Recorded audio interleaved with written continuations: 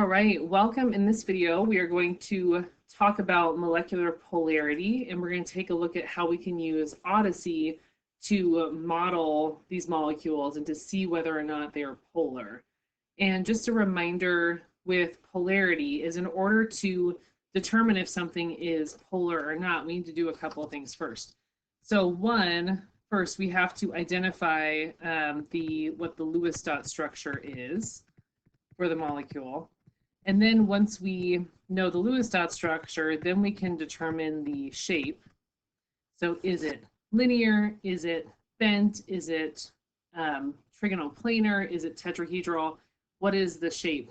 And then if we take a look at the shape and the symmetry, we can use the symmetry to determine polarity. And if you think about the word polarity, it might make you think of like north and south poles. So if something is polar, it is going to have two sides that are distinct. It's going to have two distinct sides.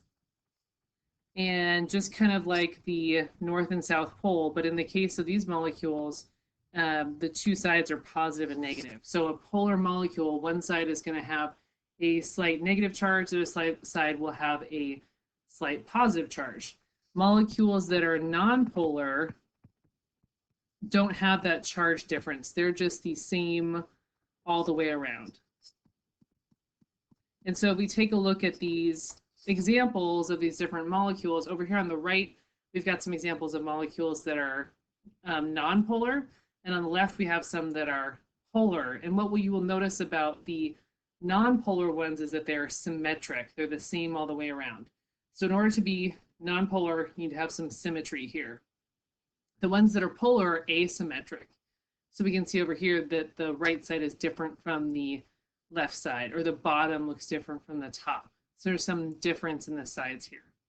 So that's a key thing with figuring out polarity. And then what we're going to do is we are going to, so we're going to draw the Lewis dot structure, predict the shape, and predict whether we think it's polar or not. And then we're going to actually make it in Odyssey, and we'll be able to test out our prediction.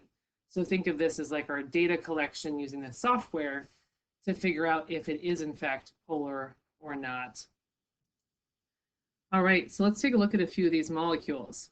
So our first step is to draw the Lewis dot structure. That's always the first thing we need to do. So for CF4, here's the Lewis dot structure for the molecule. And then we want to name the shape. So this molecule, it looks like it has 4 bonded atoms. So 4 atoms bonded to that central atom right there. And that looks like this shape right here, which is tetrahedral. And if I take a look at this, it's tetrahedral. It's got the same atom all the way around. Excuse me. So this molecule seems very symmetric. It looks the same all the way around. So I'm going to guess that this molecule is nonpolar. But then I'm going to go ahead and I'm going to make this in Odyssey and test out that theory here. So I've already made some of these ones. So this molecule right here is CF4. So you can see you got a carbon in the middle, fluorines all the way around. The way that we build a sample is we click over here to make a new sample, and then we click over on the side. So I want a carbon with 4 bonds coming out of it, I'm going to click here. Or if I want a double bond, I'd use this one. If I want a triple bond, I'd use this carbon. So I'm going to click here. And then if I want to attach things to it, I just click. If I attach a fluorine, I'm going to click on that and attach a fluorine. If I want to attach an oxygen, I'm going to click over here on the O, and I'll go over here and that'll attach an oxygen. So that's how we build. If you make a mistake, you can go under build and you could put it on the delete atoms mode. Sorry about that. That will delete atoms. And if you want to go back to add atoms, make sure you change modes. You could also always just close this and like start a new sample if you want to. All right, so the molecule we were looking at here was CF4.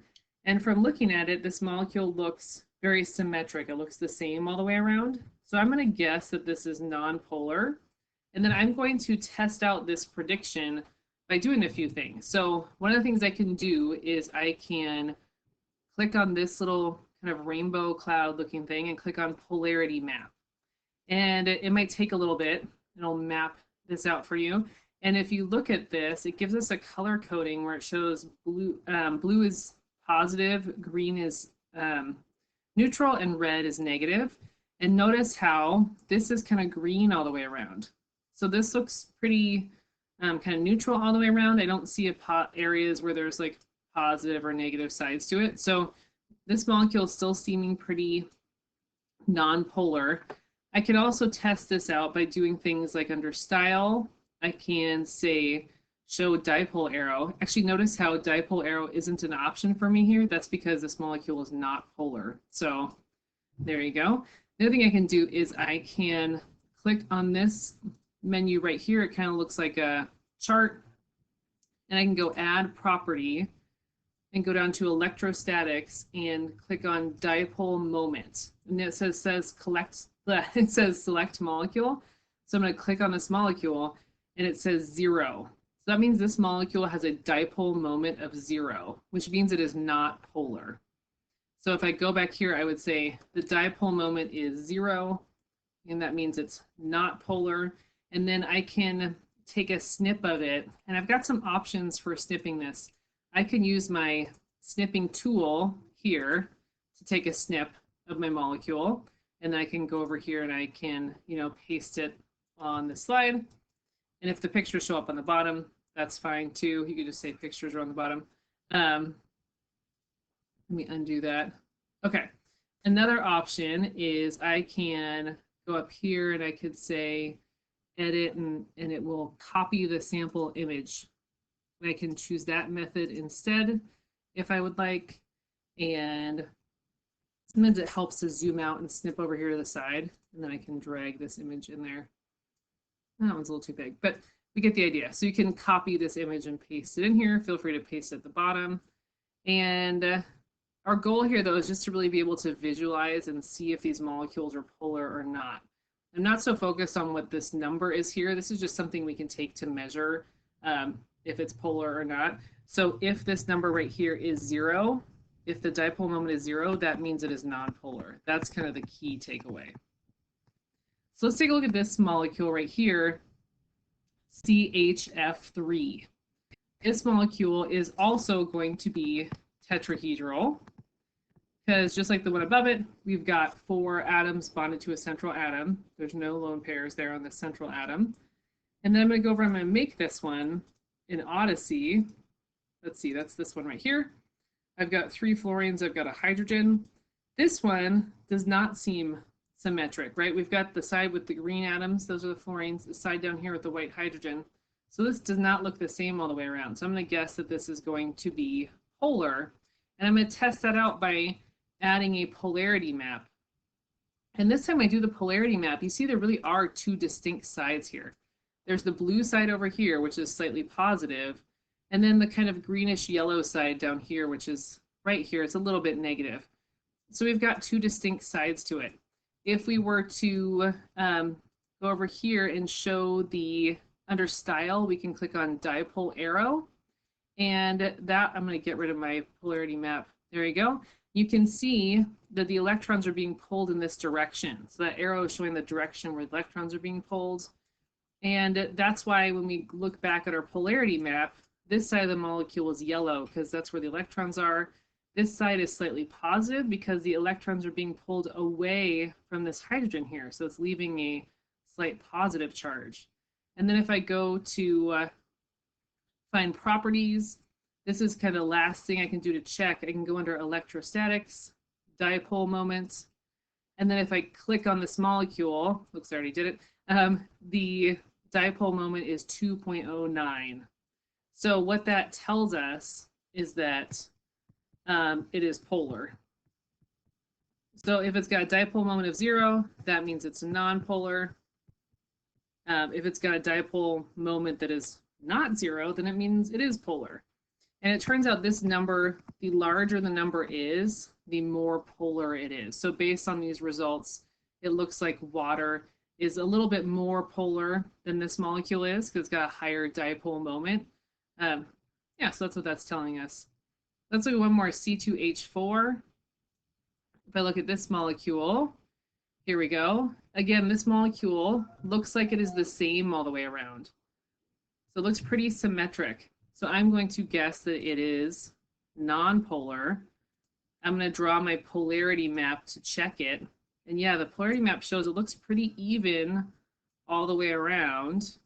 Okay, compare this to this molecule right here. This molecule had a clear blue side and a green yellow side. Whereas this molecule, no matter how I turn it, looks pretty symmetric.